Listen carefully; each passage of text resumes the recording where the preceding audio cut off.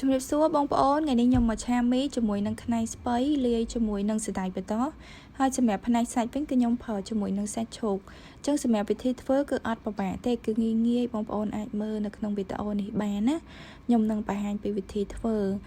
ចាឥឡូវកុំឲ្យខាត់ពេលយូរខ្ញុំមកលាងជាមួយនឹងខ្នៃស្ពៃសិនអញ្ចឹងសម្រាប់ខ្នៃស្ពៃនេះគឺខ្ញុំលាងទឹកវាប្រហែលជា3ទឹកខ្ញុំត្រាំវាចោលសិនហើយបានខ្ញុំយកមកវាមកលាងបន្ថែមទៀតណាហើយយើងត្រូវការលាងវាច្រើនទឹកខ្លាំងបងប្អូនព្រោះយើងខ្លាចវាមានថ្នាំមានអីចឹងណាបងប្អូនទីមួយទៀតគឺយើងលាងសម្អាតដីនៅលើនឹងដើម្បីឲ្យវាជ្រះដីស្អាតណាបានយើងយកទៅឆាទៅគឺវាឆ្ងាញ់អញ្ចឹងខ្ញុំលាងវាឲ្យស្អាតល្អសិនណាបានខ្ញុំយកវាទៅសោះអញ្ចឹងសម្រាប់ការសោះវិញគឺយើងអត់សោះយូរទេណាយើងសោះវាតែមកនេះទៅបានហើយមកសពបទៅបានហើយអញ្ចឹងនៅពេលដែលយើងយកទៅឆាទៅគឺវាលឿនអញ្ចឹងណា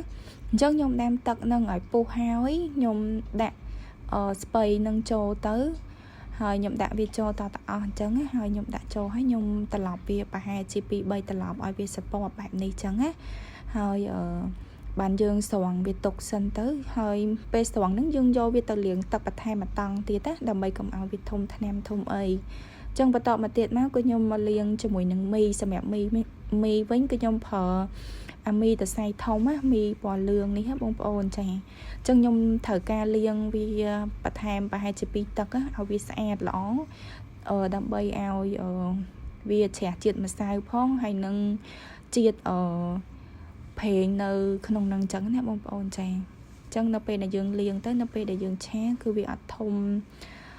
ក្លិនម្សៅអញ្ចឹងយើងឆាគឺវាឆ្ងាញ់បន្តមកទៀតមកគឺខ្ញុំចាប់ផ្ដើមដាក់ដាំខ្ទះនឹងឲ្យក្តៅហើយខ្ញុំចាក់ប្រេងឆាចូលដាក់ខ្ទឹមសពពងឲ្យវាឡើងឈ្ងុយបានល្អសិនបាទខ្ញុំដាក់ជាមួយនឹងសាច់ជ្រូក3ជាន់អញ្ចឹងសម្រាប់សាច់ជ្រូកនេះគឺខ្ញុំហាន់វាបែបនេះអញ្ចឹងណាហើយបងប្អូនចង់ហាន់វាទូចៗបែបនេះឬមួយក៏ស្ដាងជាងនេះក៏បានដែរតាមចំណង់ចំណូលចិត្តបងប្អូនហើយសាច់បងប្អូនអាចដាក់ជាមួយនឹងសាច់គោក៏បានសាច់ជ្រូកក៏បានតាមបងប្អូនចូលចិត្តណាអញ្ចឹងថ្ងៃនេះគឺខ្ញុំប្រើជាមួយនឹងសាច់ជ្រូកហើយខ្ញុំម្លិញសាច់ជ្រូកនឹងឲ្យវាឡើងឈ្ងុយបានល្អសិនណាបានខ្ញុំចាប់ផ្ដើមដាក់គ្រឿងទេសចូលខ្ញុំដាក់ជាមួយនឹងទឹកត្រីប៊ីចេងម៉ាន់តិចអំបិលម៉ាន់តិចស្ករសហើយនឹងទឹកប្រេងខ្យងអញ្ចឹងសម្រាប់គ្រឿងទេសនេះគឺបងប្អូនអាចលៃលកតាមចំណង់ចំណូលចិត្តបងប្អូនបានប៉ុន្តែខ្ញុំដាក់ប្រព័ន្ធនេះគឺវាល្មមបងប្អូននៅពេលដែលយើងយកទៅញ៉ាំទៅយើងអាចបន្ថែមជាមួយនឹងទឹកម្ទេសបន្ថែមតិចទៀតទៅគឺវាល្មមអញ្ចឹងណាអញ្ចឹងនៅពេលដែលដាក់គ្រឿងទេសចូលអស់ហើយគឺខ្ញុំចាប់ផ្ដើមឆាសាច់និងគ្រឿងទេសនឹងឲ្យវាសព្វបានល្អដើម្បីឲ្យវាចូលជាតិបានល្អអញ្ចឹងនៅពេលដែលខ្ញុំឆាវាសព្វល្អអស់ហើយគឺខ្ញុំក្របវាចំអិនណាប្រហែលជា5នាទីអីគឺវាឆ្អិននេះណាបងប្អូនអញ្ចឹងខ្ញុំត្រូវការចំអិនវាធ្វើម៉េចឲ្យវាឆ្អិនបានល្អសិនបាទខ្ញុំចាប់ផ្ដើមដាក់ឆាជាមួយនឹងមីហើយនឹងបន្លែផ្សេងចូលណាអញ្ចឹងសាច់ជ្រូកខ្ញុំហ្នឹងគឺបានឆ្អិនល្អអស់ហើយអញ្ចឹងខ្ញុំបើកម៉ោបទៅខ្ញុំឆាវាត្រឡប់ចុះត្រឡប់ឡើងប្រហែលជា2-3ត្រឡប់បន្ថែមទៀតអញ្ចឹងវាឆ្អិនល្មមហើយអញ្ចឹងខ្ញុំអាចដាក់មីចូលបានហើយខ្ញុំចាប់ផ្ដើមដាក់មីនឹងចូលហើយសម្រាប់មីនេះដូចដែលខ្ញុំបង្ហាញជូនបងប្អូនអញ្ចឹងគឺខ្ញុំលាងវាស្អាតដើម្បីឲ្យវាជ្រះជាតិខ្លាញ់នៅក្នុងមីនឹងហើយនឹងកុំឲ្យវាធំម្សៅអញ្ចឹងនៅពេលដែលយើងលាងទៅគឺនៅពេលដែលយើងឆាគឺវាឆ្ងាញ់អញ្ចឹងបន្ទាប់ពីខ្ញុំដាក់មីអស់ហើយគឺខ្ញុំឆាវាត្រឡប់ចុះត្រឡប់ឡើងនឹងឲ្យមីនឹងចូលជាតិជាមួយនឹងគ្រឿងខៅហើយនឹងសាច់ជ្រូកនឹងឲ្យបានល្អហើយនៅពេលដែលឆានេះគឺយើងត្រូវការថ្នមដែរបងប្អូនគឺយើងអត់អាចឆាវាខ្លាំងពេកទេខ្លាចវាដាច់ទៅសៃមីទៅវាអត់សូវឆ្ងាញ់អញ្ចឹងបន្ទាប់ពីខ្ញុំឆាវាសព្វអស់ហើយខ្ញុំចាប់ដើមដាក់បន្លែចូលសម្រាប់បន្លែនេះគឺខ្ញុំប្រើជាមួយនឹងខ្លាញ់ស្ពៃហើយនឹងសណ្តែកបន្តហើយដោយសារខ្ញុំសោះវាហើយអញ្ចឹងគឺខ្ញុំយកវាមកដាក់ឆាហ្នឹងគឺខ្ញុំអត់ប្រើពេលយូរម៉ែនេះណាបងប្អូនចាខ្ញុំឆាវា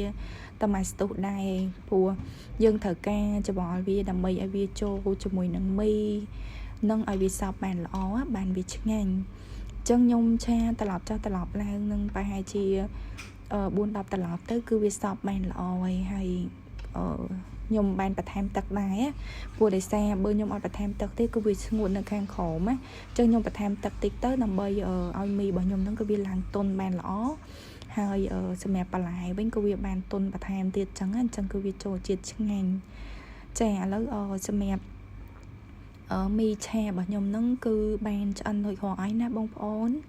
អញ្ចឹងដូចបងប្អូនឃើញអញ្ចឹងគឺមីរបស់យើងគឺឆាទៅគឺវាទន់ល្អហើយសម្រាប់រសជាតិវិញគឺចូលជាតិមិនល្មមអញ្ចឹងណាបងប្អូនចាឥឡូវវីដេអូរបស់ខ្ញុំគឺបានចប់ត្រឹមនេះហើយណាបងប្អូនអញ្ចឹងសម្រាប់បងប្អូនដែលចង់ធ្វើបងប្អូនអាចមើលតាមវីដេអូនេះបានណាគឺវាងាយហើយរសជាតិក៏ឆ្ងាញ់ដែរអរគុណច្រើនបងប្អូនសម្រាប់ការទស្សនាវីដេអូបងប្អូនកុំភ្លេចជួយចុច like និង subscribe នៅលើ channel របស់ខ្ញុំម្នាក់មួយផងអរគុណច្រើនជំរាបលាជួបគ្នានៅវីដេអូក្រោយទៀតបាយបាយ